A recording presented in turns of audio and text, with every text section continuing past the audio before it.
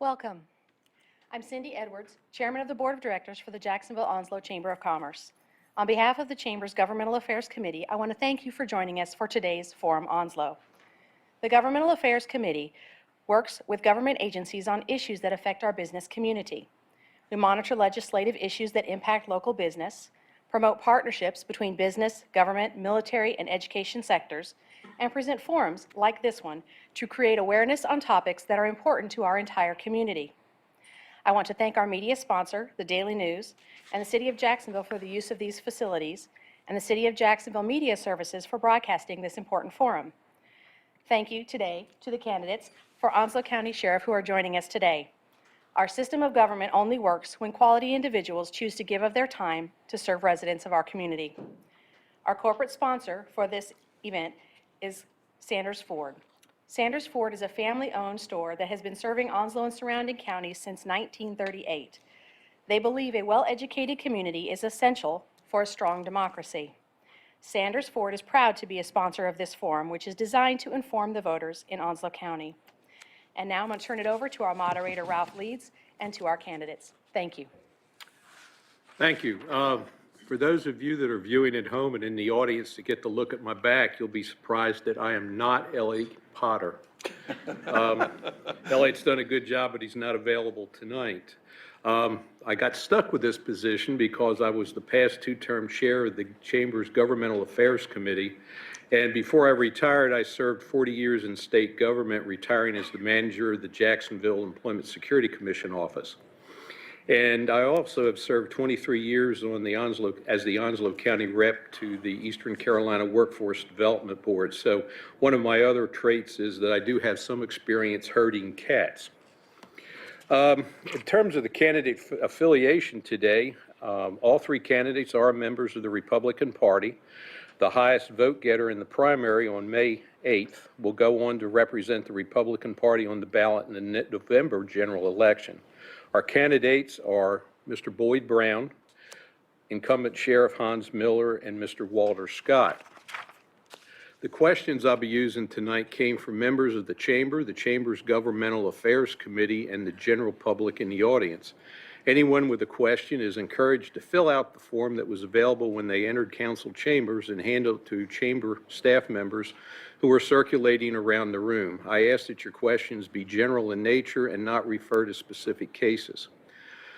I will decide as moderator what questions will be asked in order to avoid duplication and cover the widest range of topics. And I thank some of the audience that have already submitted a number of questions that I probably will not use because there are already duplicates of questions that have already been submitted, but I do appreciate your effort.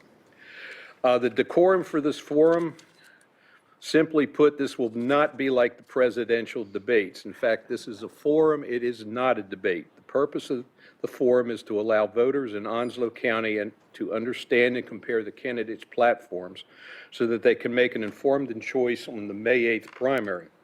Candidates are asked to address their responses to the voting public, either here in the chambers and not at each other.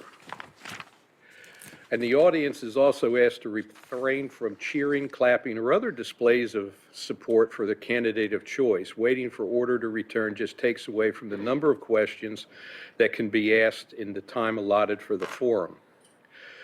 And finally, since most of us look around town and see the brown Sheriff's Department cars and really don't understand what the Sheriff's Department does in its entirety and what's required under the law, I thought I'd do a brief role of the sheriff lifted from the North Carolina Sheriff's Association website, which is actually a quote from some legal brief that I won't bore you with. But the sheriff is generally the chief law enforcement officer of the county, and as a rule, sheriffs within the scope of their respective jurisdictions, and this is all underlined, are given the power and have the duty to preserve peace and public order, enforce criminal laws, prevent and detect crime, provide security for courts, serve criminal warrants, and other writs and summons, and finally, one I wasn't aware of, transport prisoners.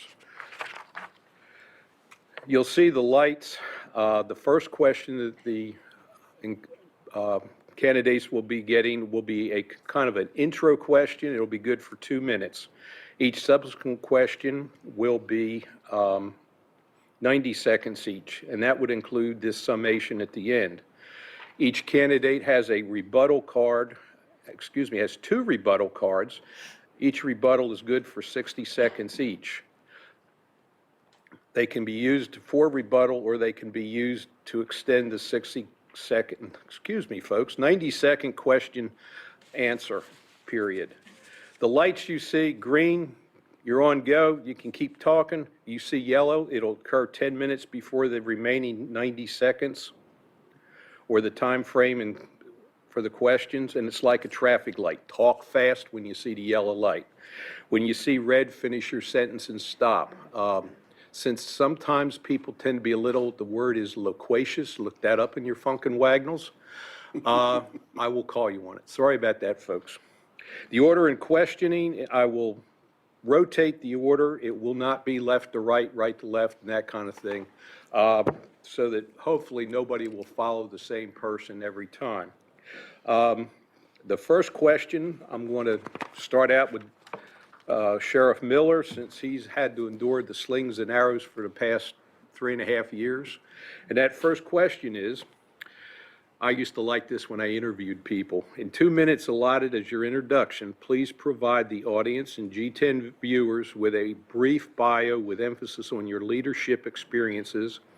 And 2, the second part, what traits you feel the Onslow County Sheriff must have to do a good job and provide outstanding service to county residents. And again, this is 2 minutes, not 90 seconds.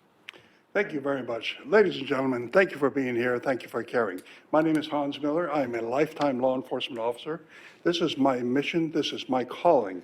I've worked as a patrol officer, patrol supervisor, watch commander, shift commander, company commander, anti-terrorism officer, crime prevention officer, field operations officer, where I had traffic and patrols under my command, a deputy base inspector, provost marshal, which means the chief of military police. And then I retired from the Marine Corps, retired Marine as well. I became an SBI special agent, and I was cross-sworn as a special deputy United States Marshal, working both with the FBI and the SBI, federal and state jurisdiction. Investigated serious felonies, crimes against children, and computer crimes. And then I became a crime scene investigator for my predecessor and the chief of police of our airport here locally, which I really enjoyed, and now the sheriff about 3.5 years.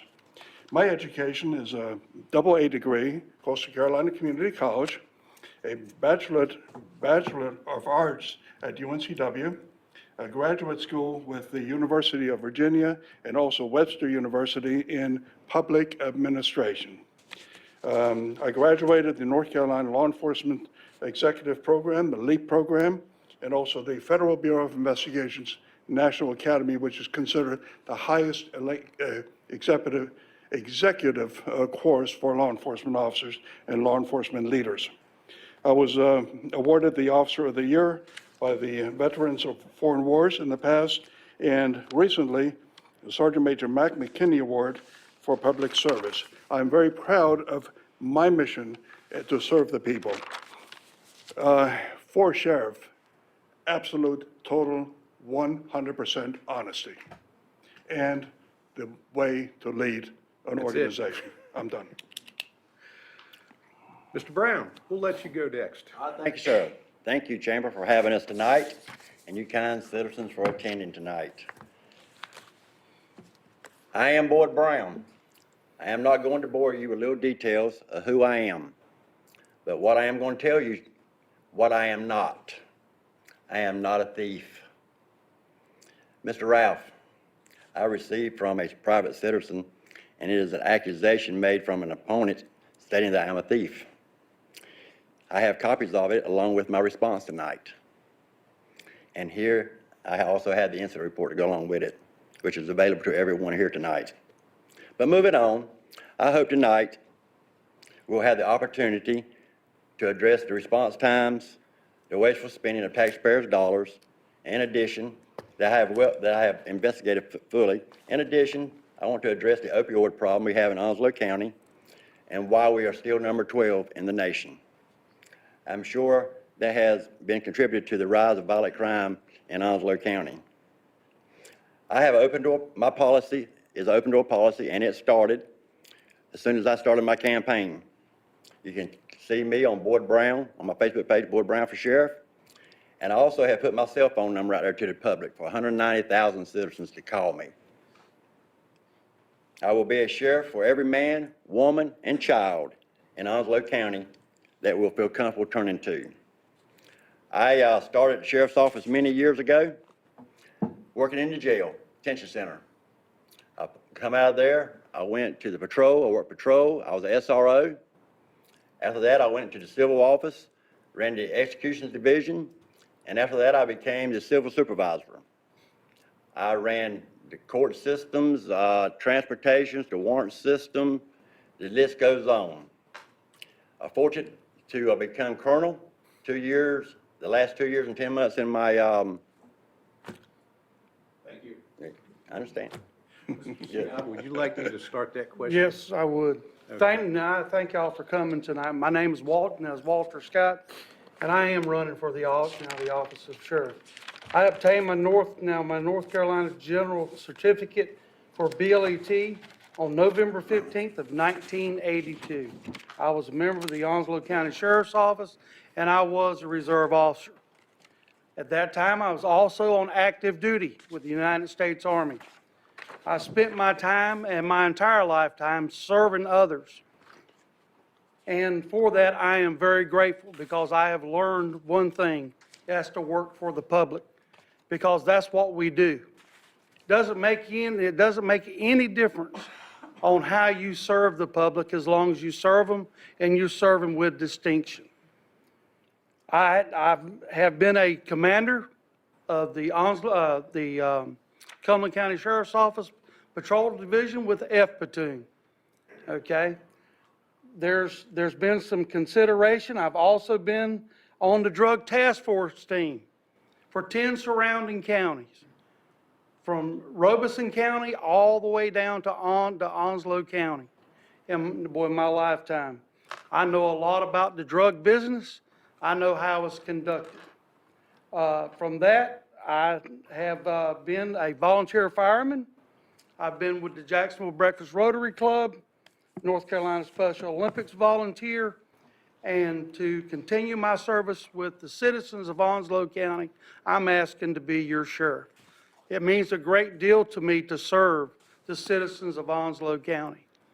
I don't have the credentials that our current sheriff has, but I do have a desire to serve. And the reason I'm here is to make Onslow County better, because you and I working together with the men and women that we have in uniform, it will make us all better. Thank you. Thank you. Mr. Scott, since you're all primed and ready to go, I'm going to let you start with the next question. Question 2, do you believe a community policing approach to law enforcement is appropriate for Onslow County? Please explain why or why not. It absolutely is. As your sheriff, one of the first actions that I will do on December 3rd is to have the deputies assigned in a zone, but they're also going to be assigned in community levels. We have a great deal of separate communities throughout Onslow County. Right now, we have a pocket of crimes in different locations in Onslow County. Getting the deputies at a community level is going to serve the public in response time.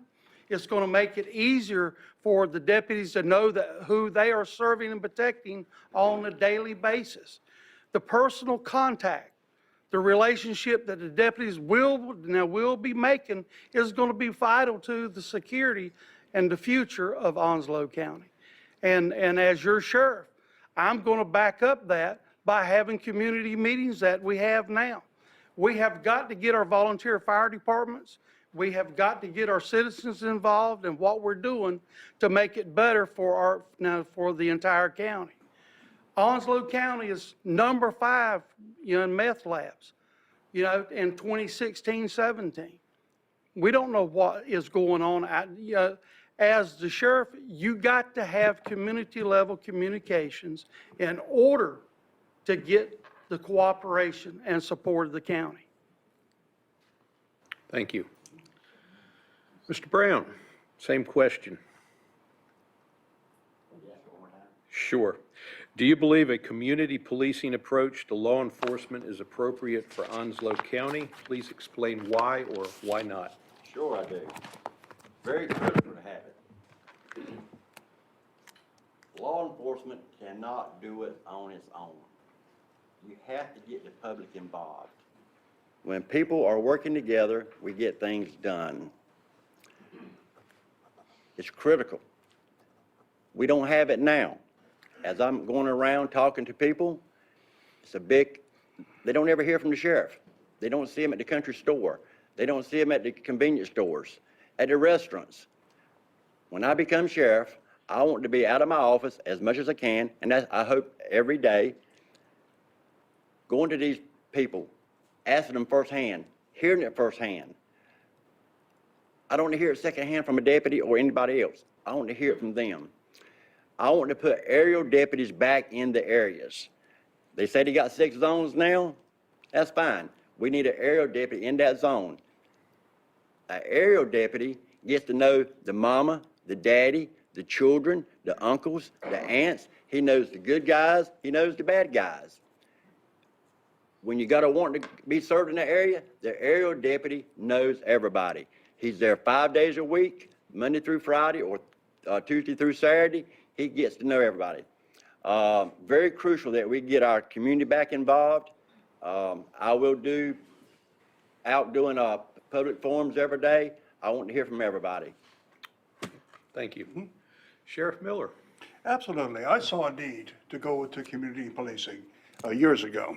And that is, yes, I would like to drive around and shake everybody's hand and kiss babies and everything, but that's really, who's going to lead the agency if that happens? Leading the agency is so important. You have to be accessible to your commanders to make decisions.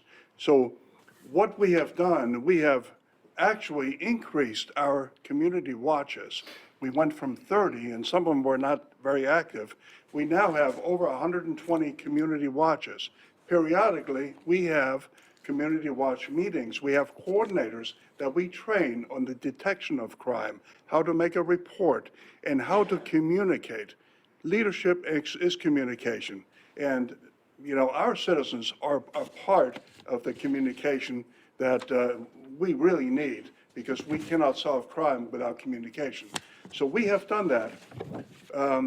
Now we have in excess of 120 community watches in our county, but also because a lot of times you need town hall meetings. We started that about 3.5 years ago when I took office, and I surrounded myself with a team. We started town hall meetings. We've had 13 so far. We have our 14th town hall meeting next Thursday in Richlands, but we have them all over the county because not everybody wants to come downtown. Thank you, So sir. that is how we reach out. And let's see. Mr. Brown. Question 3. What is your position on the Sheriff's Department enforcing traffic and DWI laws? We got a state patrol for that. Our deputies need to be out there fighting crime. When I was a deputy, every deputy at the sheriff's office that drove a Crown Vic had a ticket book. If we saw something blatant, we took care of it. But what we don't need is a patrol force out there spending time just doing traffic stops. We have schools that does not have SROs. Don't think our schools are safe. They're not. There's not an SRO there. They do have SROs going by schools from time to time, but they're not there full time. I'm against a full-time traffic cop. We ain't got time for it. We got civil papers to serve. We got everything else that a sheriff is supposed to do. I disagree with the traffic stops. Only if it's blatant, we would do it then. But out there full-time doing traffic stops, leave it to State Patrol. We're not gonna do their regs. So, that's my position. Thank you, sir. Sheriff Miller, same question. Anyone who has said that we should not do traffic has never done a casualty call. When you take a pastor and you knock on the door and you say, somebody's not going to be coming home, that's very tough to do. I've had to do it. Chapter 20 is part of the North Carolina General Statutes. Our highways we lose more people on the highways than we do to gun violence and to other violence. Then we also have people speeding through school zones while children are being brought to the school or picked up from the school with school buses and everything. Now, I understand how to set priorities. The priorities is responding to calls for service.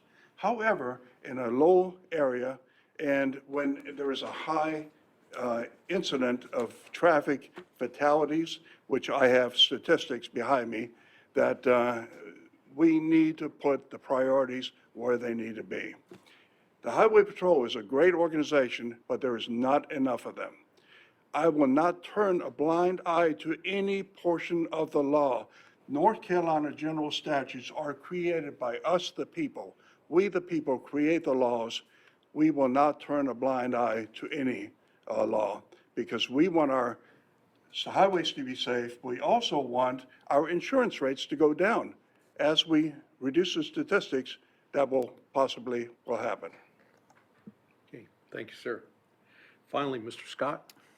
I truly do not want to send a message to anyone that's stating that we will not or we will ignore any part of the laws in the state of North Carolina. If the law's being broken and it's gross negligence, this careless and reckless driving, DWI, stop sign violations, that saves lives. You must take action to protect the citizens in Onslow County or any county. I will let the deputies enforce the laws of the state of North Carolina and under the general statute. You know, it's sad to send a message to our citizens that we're not going to cover up. We're just going to ignore one part of it. Traffic stops in general, they save lives because you do find a lot of illegal activities whenever you do make these traffic stops. There's other things that's going on inside that vehicle that you may not be aware of.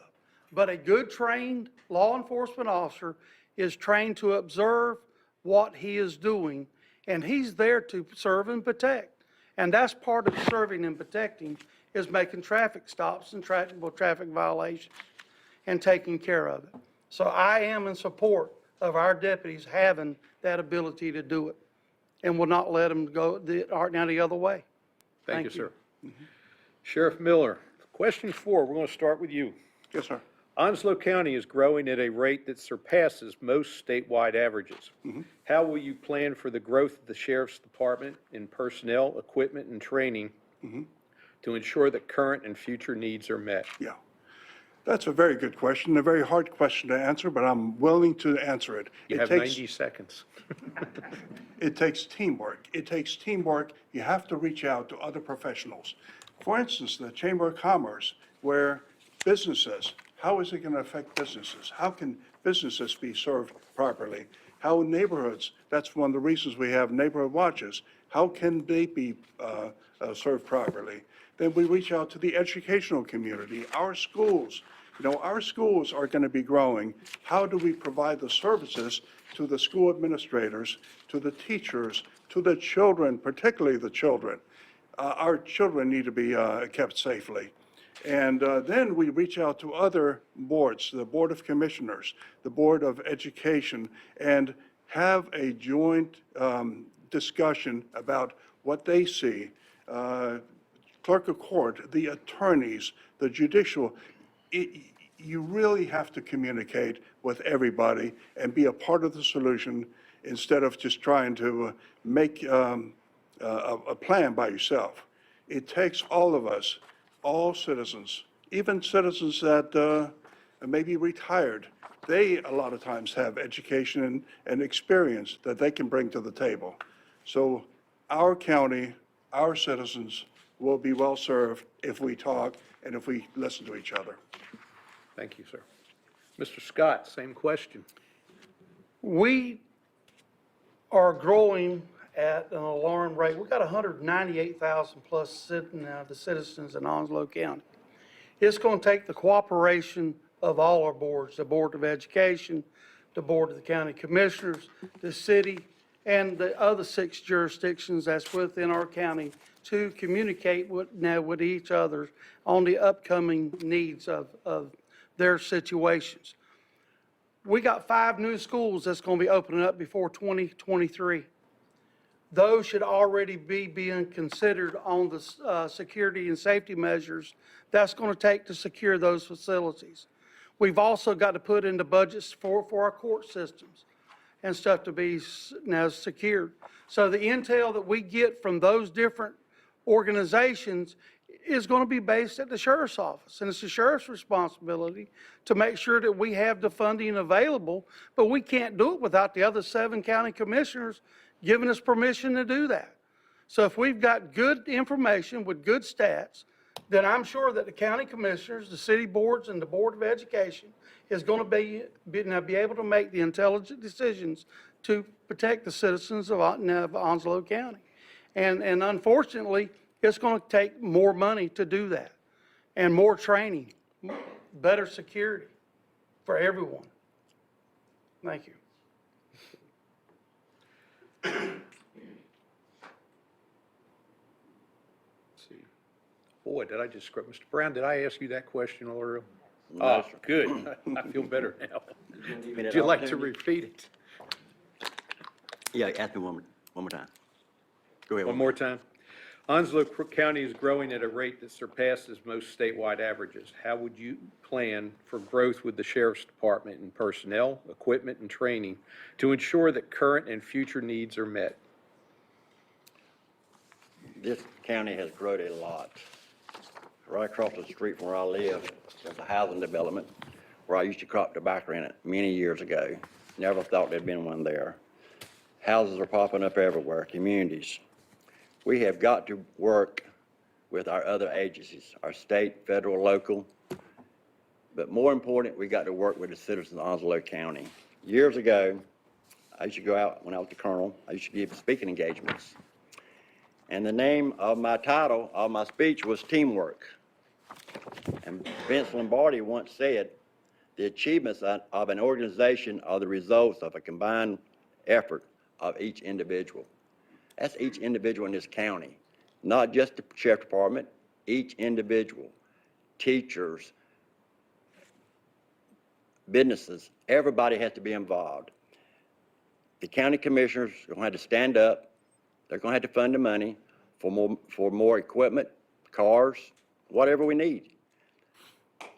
They're building more courthouses. They got to have something put in them. I hate it, taxpayers. I'm a landowner. I hate to see county taxes go up, but if they keep building, money's got to come from somewhere. And unfortunately, it's us citizens of Onslow County. Thank you, sir. Next question is closely related to that one. Mr. Scott, I'm going to let you go first with that one. This is a hypothetical question, so don't get too excited. Assuming you were awarded a $1 million grant with the only requirement that funds be used to improve the operations of the Sheriff's Department, how would you spend it? Training. Absolutely, training and equipment. There's always room for improvement whenever it comes in to training within the sheriff's office. The personnel have got to be trained in the latest techniques and tactics that is in support of our mission to serve and protect. $1 million is not that much whenever you got an department the size of Onslow County. The training responsibilities is the sheriff's, and it costs money. the type of equipment that is desired today to keep up with the growth of crimes and the type of crimes that are going on, you've got to have the cutting edge technology to keep up with that growth, because the criminals have already got that technology to do what they need to do. If you have got to have an abundant supply of resources, and it costs money to get the resources to come in here. It's not cheap. Computers, drones, the technology of the internet, they are advancing everywhere. So it would go back to education. Okay, thank you, sir. Let's see, Sheriff Miller?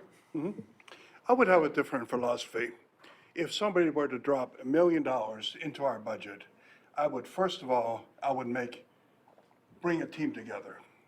My subordinate, my leaders, bring them together, and we'll identify the needs.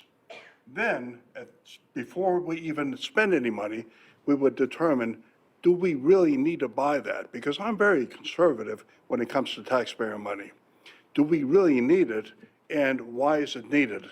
Then, before the money is spent, we're going to reach out to the community and ask the community, where do you see the need?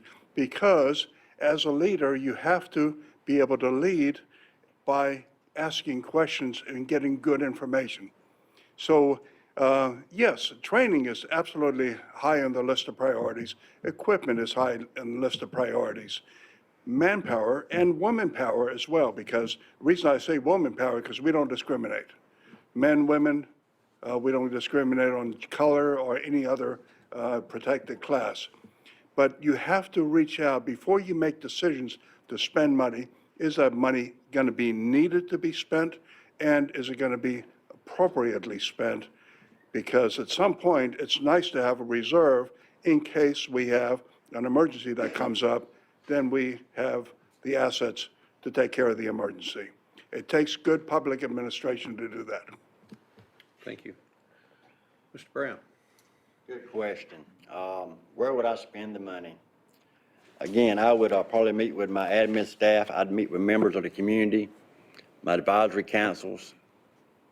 Taxpayers' money most times are wasted.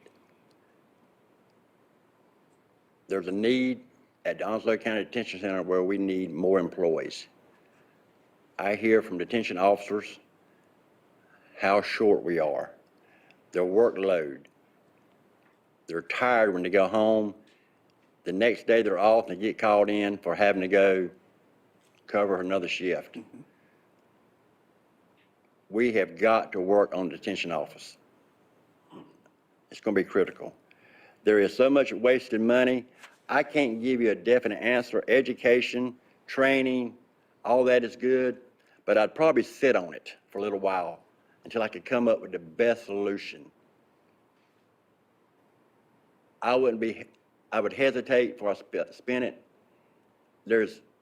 I just can't explain. I have gone over the budget. Just like in the last 3 years, the Onslow County Sheriff's Office has spent $382,991.89 for new uniforms. I asked why. Just to change the color of uniforms. That's not a good reason to be spending. And this year they're going to have another 100-some thousand in the budget. $500,000 for uniforms. We have a rebuttal from Sheriff Miller. I would You have- like to clarify that last comment.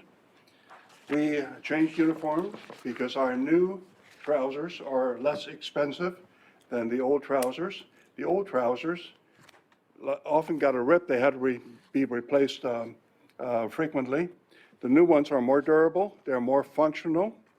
There is a longer term service life, and we're using government contracts, so we're getting them at the lower price. Whoever is a sheriff has to think long-term and short-term.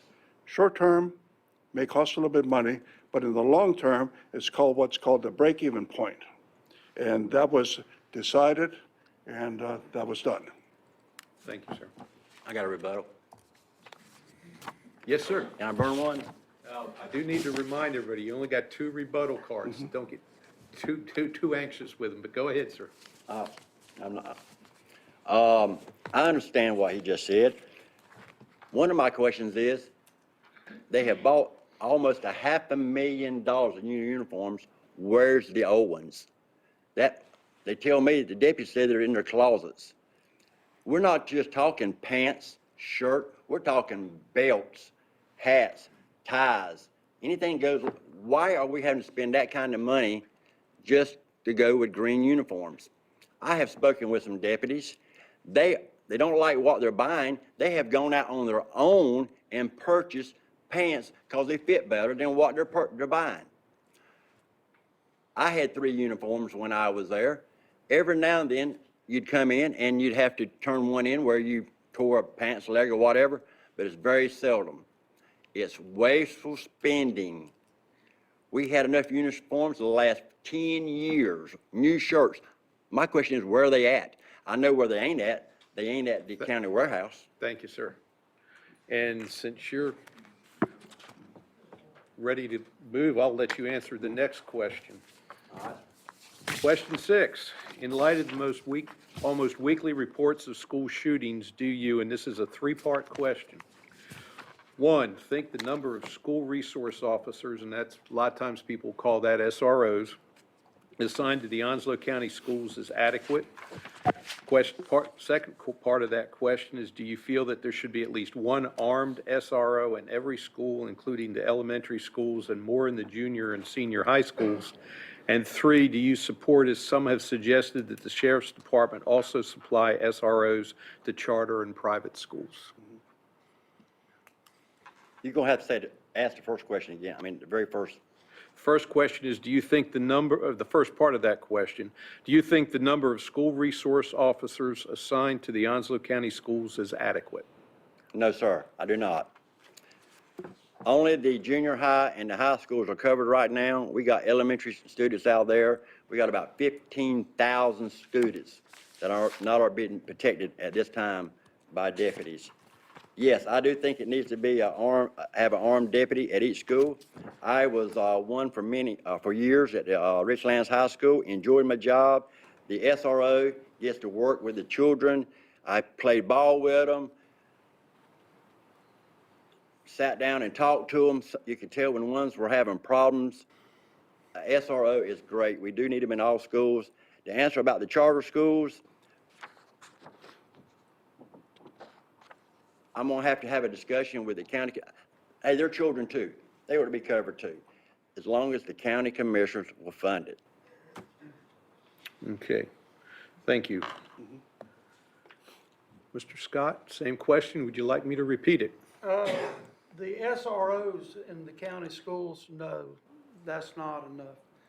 But I also know that this standards that we've had now for state and federal, there are no absolute guidelines as set for that.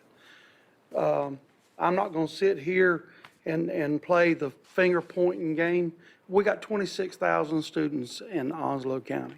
We got approximately 30 schools or so. We do need more SROs there. But that comes back down to budgeting again. We're gonna have to have some serious communications to take care of that. Can you give me the second part of the question, sir? Second part, do you feel that there should be at least 1 armed SRO in every school, including the elementary schools and more in junior and senior high schools? Absolutely, we need a deputy in every school. Absolutely, and I'm all for that. But we got to get the funding for that to make that happen. And you're talking about the charter schools also? Is that what you're saying? That was the third part, yes, sir. Yes, absolutely. I would like to have it, but again, we're talking about funding. And we got to get together and make it where it'll work for everybody. It's all about the dollars. You know, the sheriff will support that. I don't know of a sheriff in the United States that wouldn't do that, but it's got to be funded. Thank you, Thank you, sir. Sheriff Miller, would you like me to repeat the question? No. Okay. I took notes. investigators take notes. Yes, the number of our school resource officers, I have a list of all school resource officers. They are assigned to middle schools and high schools because that's where the initial need was. However, as a father, I see that there is a need also to protect our children in the elementary schools. I would like to work with the Board of Education, with the Board of Commissioners, and come up with a joint plan to have our children protected in all schools. And that includes even charter schools. You know, how about we sit down at a round table and have a discussion how we can do it, and then also how we can fund it. I agree with what Mr. Scott said. It takes funding to do it. Now, the question as was posed, would I favor maybe an armed security force?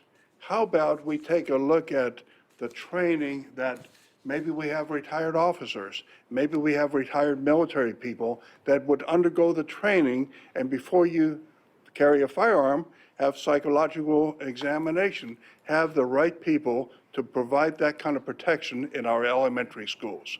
Now, those are the things that we actually, as a community, need to sit around a round table and discuss, because nobody has the answer right now, but everybody has a part of the solution. And Thank you, sir. that's what we do. Question 7, closely related. Mr. Scott, I'll let you take this one first. Given the large number of former military and individuals with law enforcement training working in the local schools, what is your position about arming trained, in capital letters, volunteer teachers and other school personnel to augment SROs in a shooting situation? I'm not in favor of the teachers being armed. I want the teachers to take care of the kids and get them out of the arm's way. I am in favor of any qualified citizen, regardless military or anything else, if they pass the standards and go through the proper training, I am willing and open to the idea of you don't have to be a military person to do it. I believe that everybody wants to serve and protect our students. And that's the number one job that we're going to have. There's one of the three that's going to have that responsibility. And I want everybody that's qualified and is able to assist and wants to volunteer in that area to do so. But I do not see the teachers taking on that responsibility. And there's several reasons for that. I want them to concentrate on getting them out of harm's way. If they take on another role, it may cause confusion. They could be caught up in the crossfire. And I don't want that to happen to anyone. And I thank you for that question, sir. Thank you, sir. Sheriff Miller? Yeah, I think I partially answered that question during the last question that was posed. Before you carry a firearm, you have to want to do it. So a lot of teachers that I actually personally ask, they don't want to bring a firearm to school, because then there's storage challenges. Where do you store it? You know, obviously you have a teacher, you keep putting a purse, then that purse may be, you know, there's so many things that need to be considered. Or we can have maybe a central place, but the problem is if you do that, then you have to be able to get to the firearm. So there are many things that need to be considered. However, in some cases, if you have a trained teacher that is willing to undergo that training and can supplement and can be known to the SRO to supplement, that may be one part of the solution. There is no 100% solution. But let's take a look at all of the options that we have. Retired military, retired law enforcement, trained officers. And I give one example about how the federal government was able to solve that when we had terrorist attacks on airplanes. What they did is they created a flight deck officer program, and it was totally voluntary. When a pilot or a co-pilot wanted to undergo the training, firearms, and do it properly and do it lawfully and qualify, then they can be a credentialed flight deck officer. And that actually helped the marshals as well. More, but Mr. Brown? Yes, I agree.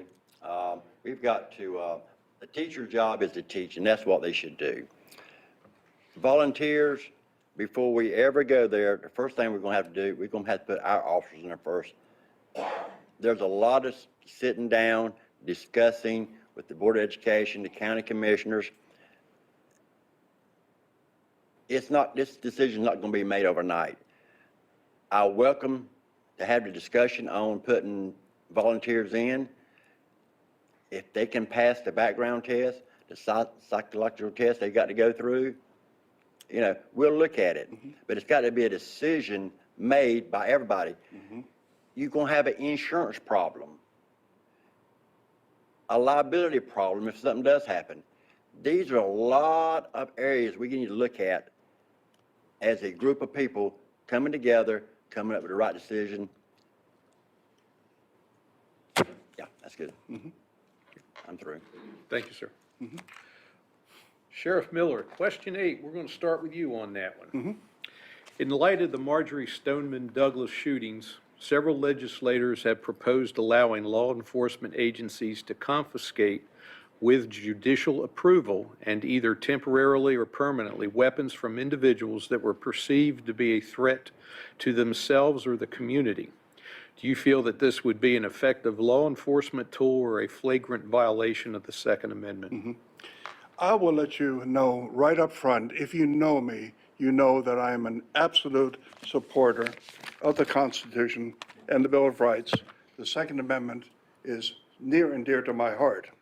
However, we've had some cases in the past where people that had repeated red flags, and I'll give an example of the recent horrible shooting that we had down in Florida.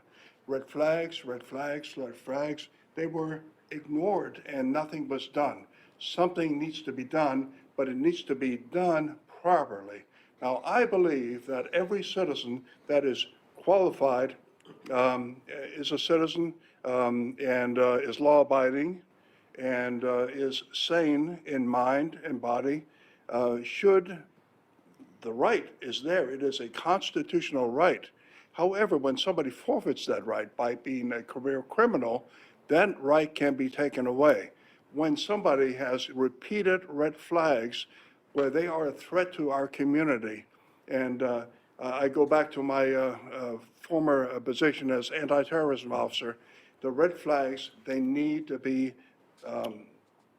detected, and then somebody has got to make a good decision, and it needs to be overlooked. Not one person, but a series of people looking at it. But when somebody is insane, they should not be carrying a firearm because they can be a threat to all of us. Thank you, sir. Mr. Brown? And I agree. I'm for the Second Amendment. I think everybody has the right to possess a firearm. I also feel they need to come up with some new laws, or not laws, they need to come up for these people that are mentally ill. There needs to be better screening. But going to a guy's house and taking his guns is tough. If the order comes down from higher up and it's illegal and it's legal to do, I'm gonna do my job. If it comes down from a judge and the person is insane, mentally ill, he's a danger to himself, he's in danger to his family, friends, citizens. We got to start doing what we got to do. And like Sheriff Miller said, that decision is going to have to come from a higher power than me just going out there and taking weapons out of a man's house. There's going to have to be some court orders and some decisions made. And if it comes down, I'll do it. Okay. Thank you, sir. Mr. Scott? I'm a strong supporter of the Second Amendment, but I'm also believe that we need to take action.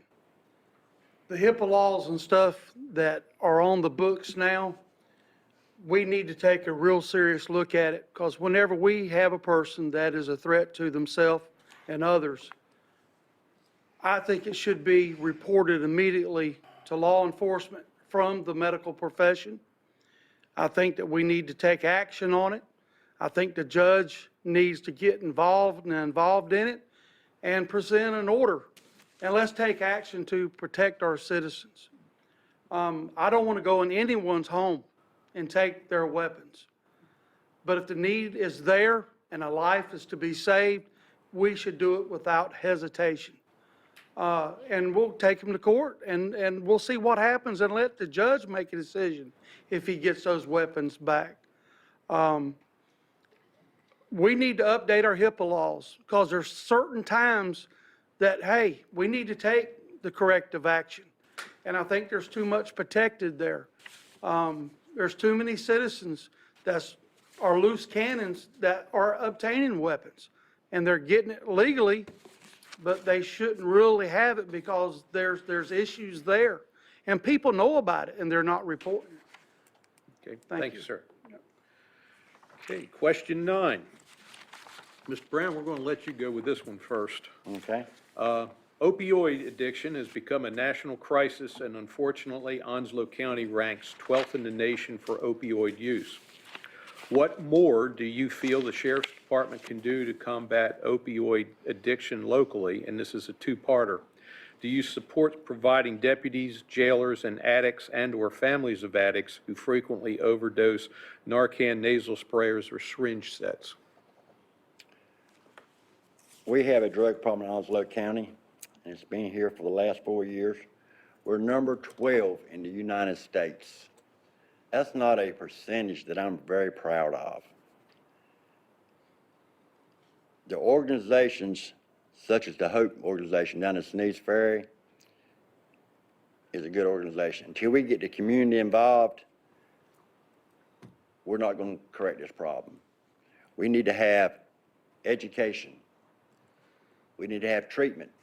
Treatment is something that was a problem lying in wait years ago, and we have sat on it, and now it's exploded. With better education through the school system. I think the school needs to put it back as a curriculum in their health and PE classes. We need to have, it needs to be taught at home, but enforcement, we have done a good job. It can be a better job. I would ask for help from our cities, states, federal. We need to get mean with it. We need to take this thing serious. We're number 12. Wilmington's number 1. What is wrong with the East Coast over here? You would think that would be a San Francisco or a Detroit, Michigan problem. But right here in Onslow County, it's a very serious problem and we got to get on it. Thank you, sir. Mr. Scott, we're going to let you go next. Can I ask you to ask that question again, please? 'Cause I got kind of Sure, confused. no problem. Opioid addiction has become a national crisis, and unfortunately, Onslow County ranks 12th in the nation for opioid use. And this is a two-parter. What more do you feel the Sheriff's Department can do to combat opioid addiction locally? And the second part of that question is, do you support providing deputies, jailers, and addicts and/or families of addicts who frequently overdose Narcan nasal sprayers and syringe sets? I'm sad to say it hasn't happened in the last 4 years. This has been an issue for the last 30 years in this county. We have overlooked certain areas and maybe possibly certain individuals. This has been a cancer that has been allowed to grow. It's not been just the last 4 years. We need better communications from the citizens, and I plan to do that through our volunteer fire stations, our churches, our civic groups, and our organizations. We've got to work as a teamwork to get a handle on this situation. I will use every resource possible, and I will be proactive in enforcing the laws against our drug people who wants to peddle drugs and stuff in Onslow County. But it's not only in Onslow County, it's the surrounding counties that come through Onslow County. I am not in no way, shape, or form in favor of giving any addict a way out. They need help, they need medical attention, But first, they got to admit that to themselves, that they need that help. That's the only way it's going to come. I don't want to assist anyone in continuing drug use by giving them some medication to get off a high that they've done to themselves. Thank you, sir. Okay. Sheriff Miller? Yes, we've had a drug problem, but it's increased, and it runs in cycles, you know. But I think it goes back longer than 4 years, and I would agree with Mr. Scott about this. There are areas of our county that have not been served properly. About 3 years ago, the community of Sneads Ferry started a Take Back the Ferry through a local church. We were absolutely participating at the very beginning. That movement, Take Back the Ferry, moved into HOPE. HOPE means Heroin Opioid Prevention Education. We are working with mothers, family members of people that lost their lives because of opioids.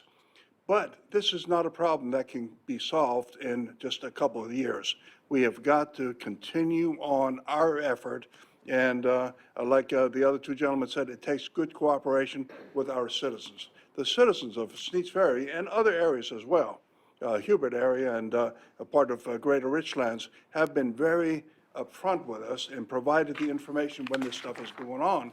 That's one of the reasons that we have a high meth lab statistics, because people are trained to report it, and then we respond to it. Methamphetamine creates a hazardous hazmat, what we consider a hazmat situation, and we have to call the state. And so there's much more that can be done. We're doing it. Thank you, sir. Okay, Mr. Scott, I'm going to let you take the next question. Oh, rebuttal? I'm going to use my last Narcan. We issued Narcan to our officers because, like Mr. Scott said, treatment is necessary, but saving a life right then is absolutely top priority. Okay. Got 44 seconds. Okay. I'm done. Mr. Scott, I'm going to let you go ahead and start with question 10. The mental health system is broken in too many ways to count, causing major funding and manpower drains on local law enforcement agencies. Help for individuals with mental health issues is hard to find. What role do you see for the Sheriff's Department in helping fix the mental health system in Onslow County and North Carolina? You have definitely asked a very difficult question. I spent a lot of time thinking these up. You know, we can't fix that situation overnight. Unfortunately, we don't have the beds and the facilities to adequately serve each and every citizen that is addicted to a controlled substance. Faith-based is the best that we can do, but I believe that the higher power can take care of that addiction. I don't see that, you know, we got a facility that's fixing to be open in July, August timeframe. Yes, it may deter, but that's insurance driven. Somebody's got to pay for it. It's got to be in the budget, and there is no budget for mental health. It's astronomical on how much it costs to take care of the person that you know, that's on an addiction issue.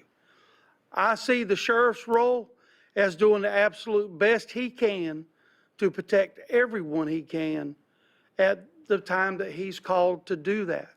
I don't have an answer for that one, and I wished I did, but that's just a simple, hard question to answer.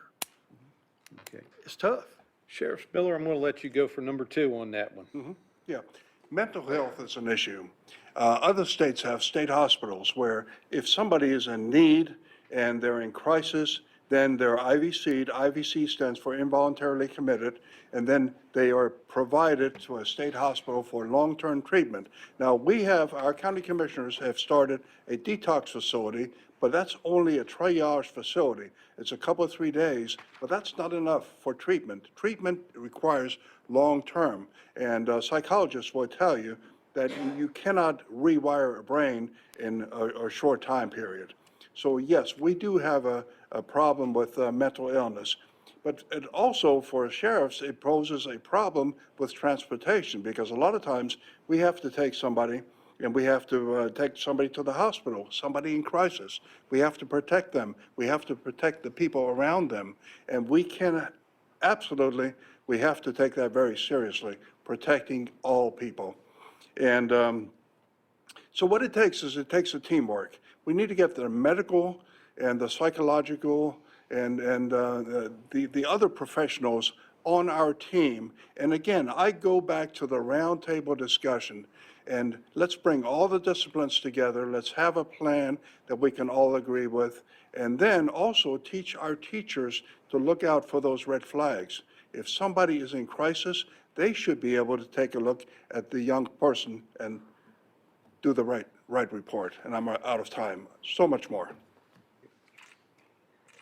I'll finish my question from a while ago, mentioning the drug to overdose.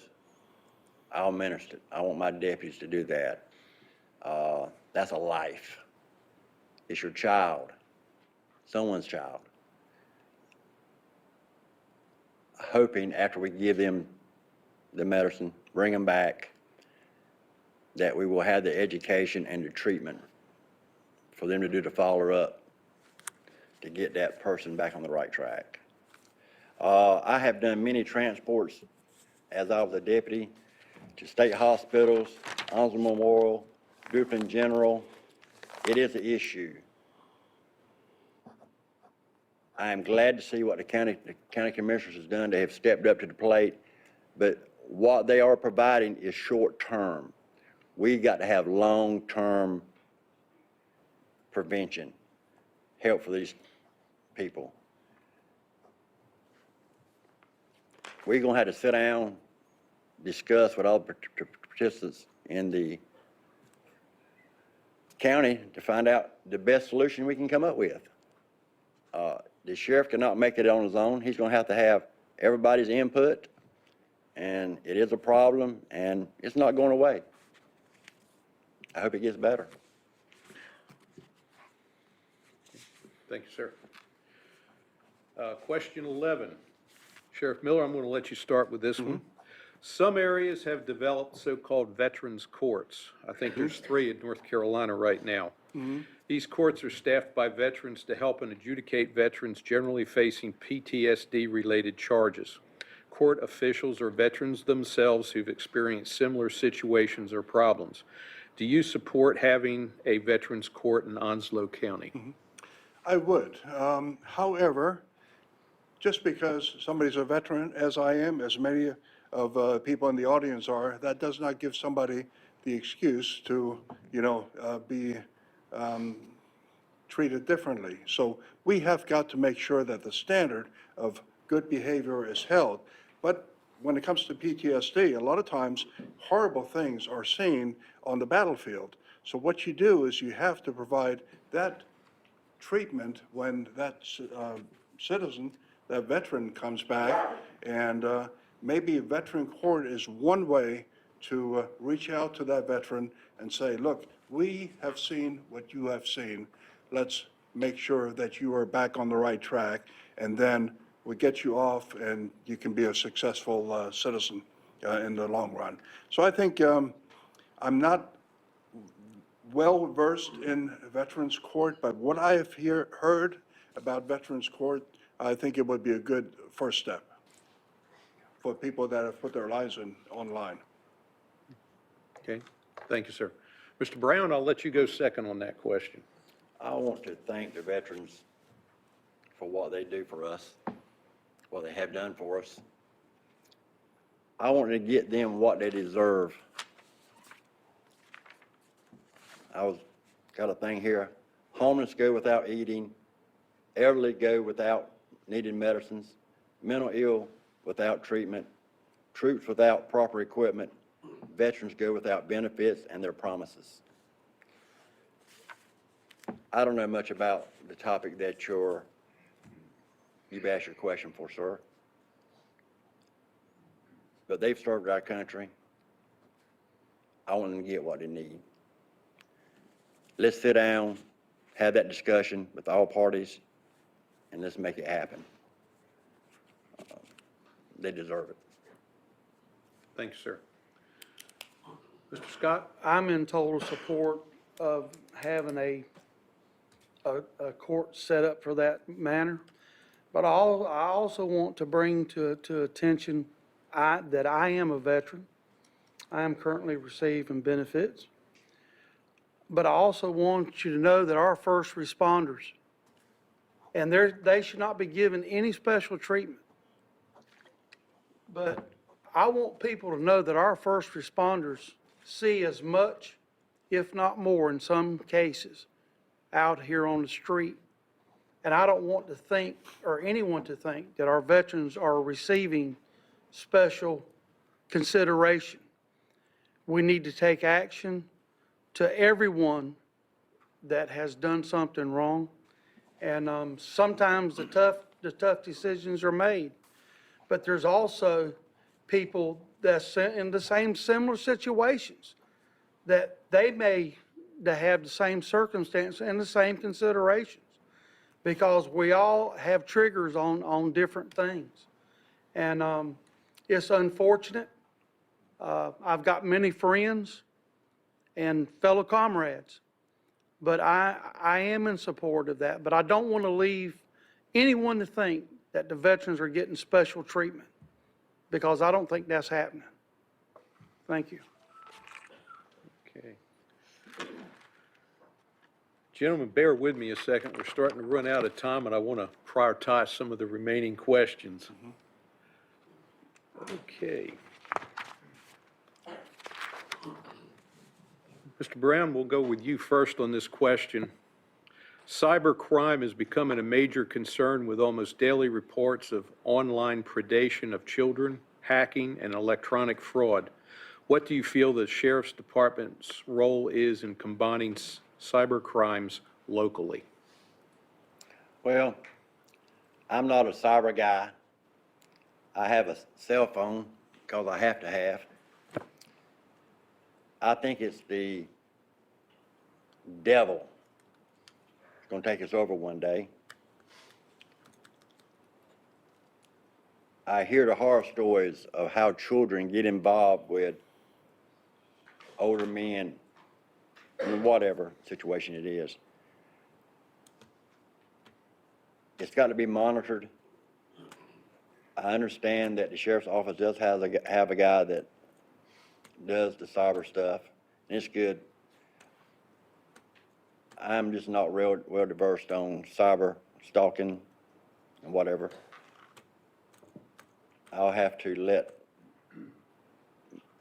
the people that work for me, for them to educate me. I'm just being honest. But I'm willing to listen and take a stand on it. So I understand it is a problem. Okay. Thank you, sir. Sheriff Miller? This is one of the issues and one of the areas that I investigated when I was with the State Bureau of Investigation and the Federal Bureau of Investigation. First of all, it takes a team. Local, state, and federal agencies have to work together, because a lot of scams and a lot of predators come from out of the jurisdiction that we serve. So what we do is we joined the Internet Crime Against Children Task Force, ICAC. And if you know, the people are watching us from home, Google ICAC, ICAC, Internet Crimes Against Children, and I give you perfect and several examples when we had predators come to Jacksonville and other areas. I had a 10-county area that were wanting to prey on young people. And we worked very closely with the Naval Criminal Investigative Service, and we actually took a lot of those predators off the street. But it doesn't stop here. It stops with cell phones. A lot of times, parents and grandparents have to be very careful to check their children's cell phones. And please let no child ever take pictures of themselves and put them out on the internet. You know, that just requires, so when a child is on the internet, they have to be supervised. And I can give you a 2-hour presentation about what we need to do, but I'm running out of time. We are doing it, but we're doing the best that we can. Thank you, sir. Mr. Scott? I honestly don't think that we're doing enough in that area. The cyber crimes, whenever they're doing this locally here, it could be somebody in Virginia, it could be somebody in California, it could be somebody next door. Whenever you're targeted, you need to report it. The local sheriff, the sheriff's office has got some people that's working on it. NCIS is working on it. The Jacksonville Police Department's working on it. As a combined effort, I'm hoping they're being caught. But unfortunately, a lot of the cyber crimes that's going on, in order to do it, you got to have the money and the equipment to get it taken care of. And that's one of the areas that I was talking about earlier. Computer crimes is growing, and it's going to keep growing because that's the easiest way to get someone and not get caught. Cyber crime is going to be here, and it's going to be a lot worse, real quick. So that's the area that we got to work on, and it takes a combined effort of everybody doing that. It starts with the citizens. When they get it, you need to report it. Protect your children. Thank you. Thank you, sir. Okay.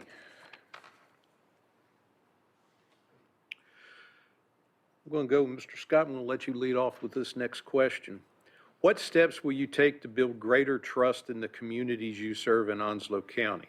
Would you consider forming a citizens advisory group to provide feedback to you in operating the sheriff's department? Absolutely. It all starts with the citizen. And I applaud now the sheriff, the current sheriff, and his efforts to keep the community meetings going. That is absolutely awesome. As your new sheriff, I will enforce that, but I'm going to add some things to it. Community involvement is a must.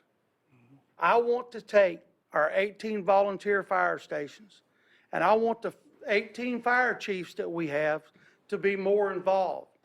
I want to put 2 reserve officers in every fire station.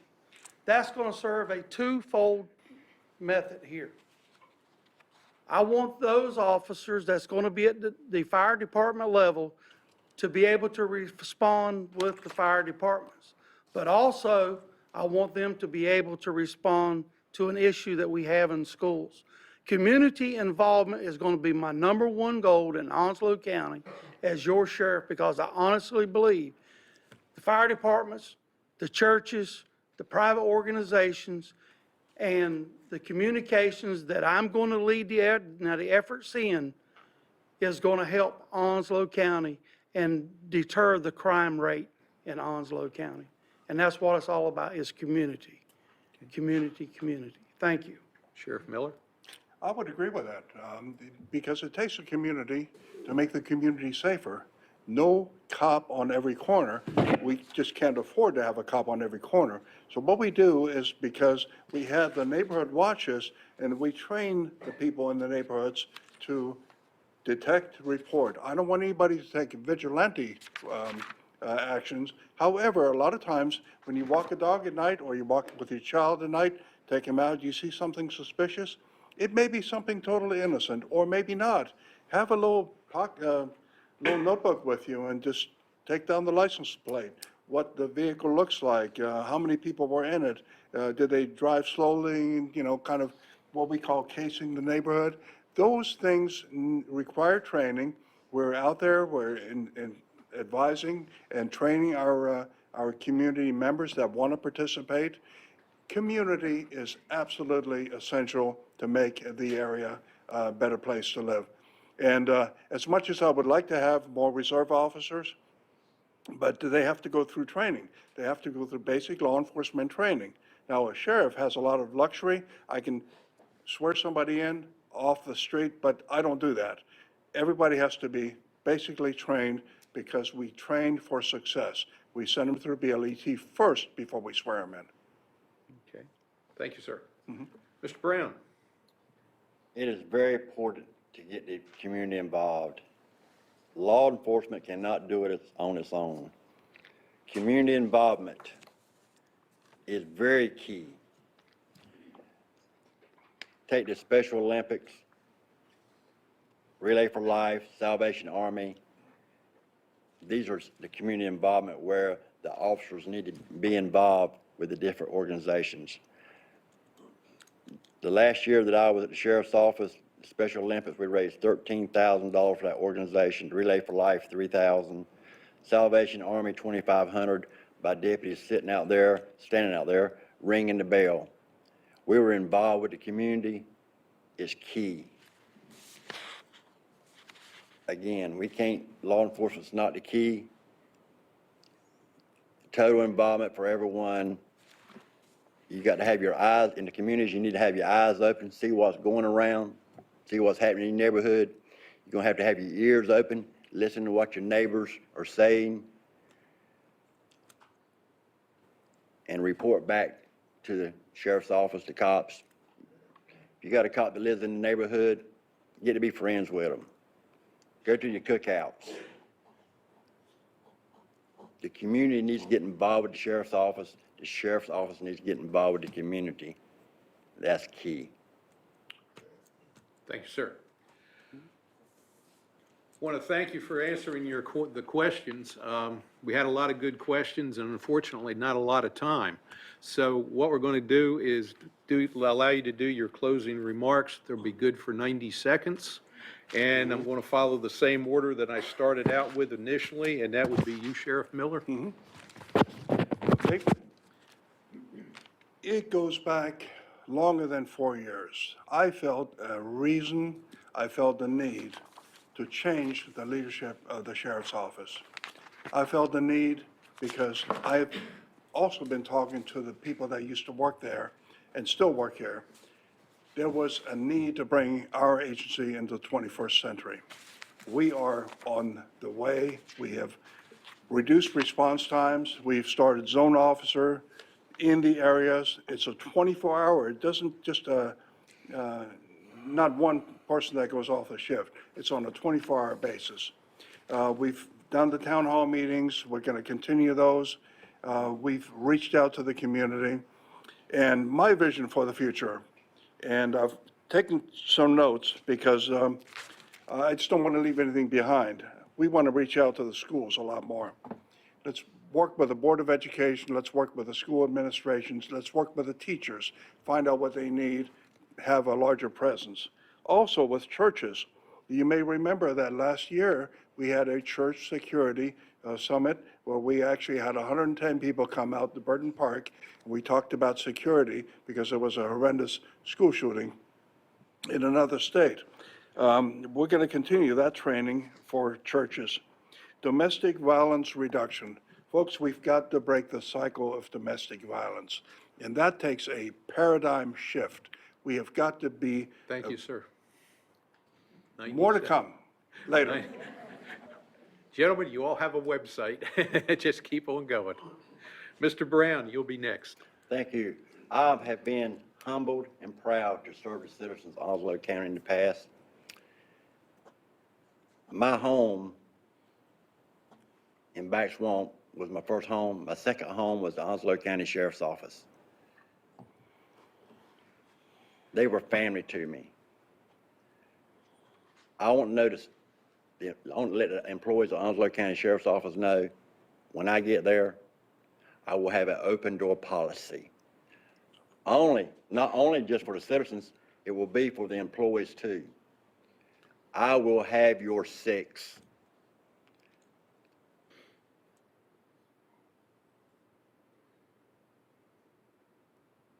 I have seen the best, I have seen the worst being a cop. I'm humbled by it.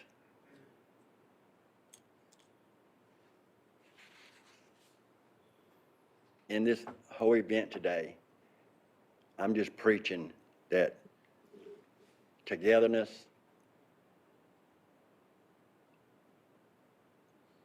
everybody got to work as a team. We need action in this county. There's a lot of stuff going down in this county that I can't fix. It's gonna take an involvement from everybody.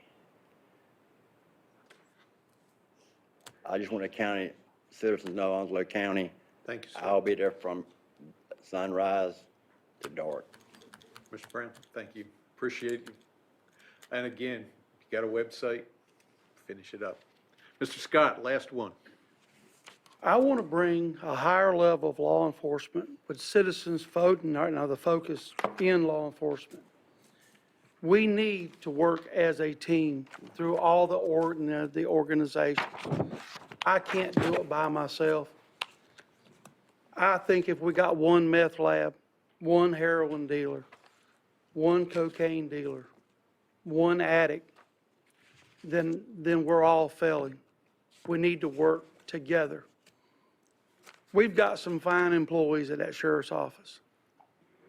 Absolutely outstanding. Am I going to do everything right? I'm going to try my best. But I can assure you of one thing. Everybody that's there will still be there. I know there's going to be some people that's going to be upset. You want to say that up front. They won't be in the same positions. But working as a team together. If you wear that badge because you want to draw a the paycheck, you're going to be working in the wrong place. We are there to serve the citizens of Onslow County. Everyone that carries that badge will be held accountable for what they do.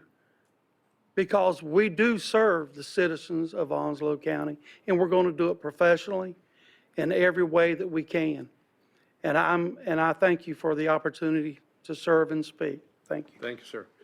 Gentlemen, having reviewed the presidential debates, its preparation for this, I thank you for your gentlemanly conduct.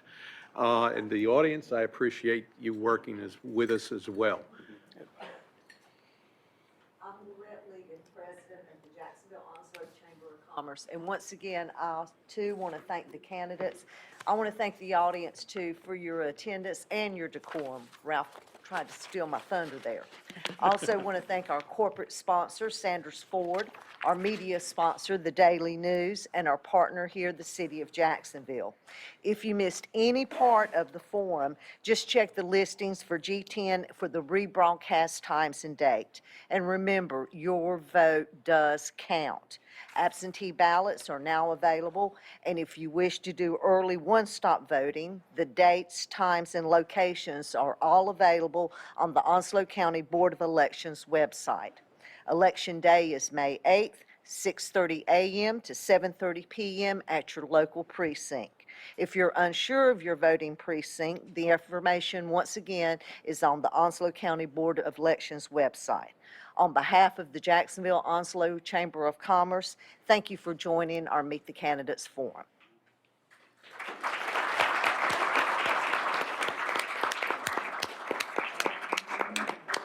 Chamber and the Good.